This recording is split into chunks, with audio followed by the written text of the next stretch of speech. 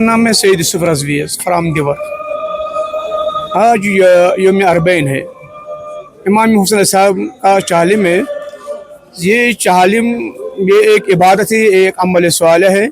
जब हम रवायतों से मुताला करते हैं तो ये पता चलता है ये गम खुद रसूल रहमत सल्लल्लाहु अलैहि वसल्लम ने मनाया है।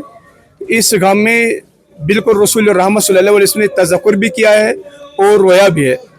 इसकी सनद इस तरह है, मन बका अलल मसाइबिल हुसैन अलैहिस्सलाम अव तज़क्कर अव जलसा फी मजलिस अव खदम अहले अज़ा कान्नहु ज़ारनी अलल अर्श अरबाईना मरता मा अमीरुल मोमिनीन इब्न अबी तालिब अलैहिस्सलाम। रसूल सल्लल्लाहु अलैहि वसल्लम फरमान है, जो रोएगा या इस मजलिस में बैठेगा ध्यान से या तज़क्कुर करे या अज़ादार की कोई खिदमत अंजाम दे तो उसके नाम आमल में अल्लाह तबारक व तआला ये तारीफ करता है कि उसने 40 बार अर्श आला पर हबीब खुदा रहमतुल आलमीन की ज़ियारत की।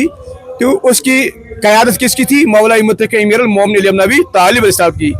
इससे पता चलता है ये कितनी बड़ी मजलिस और इस मजलिस की कितनी बुज़ुर्गी और इसकी कितनी अहमियत है।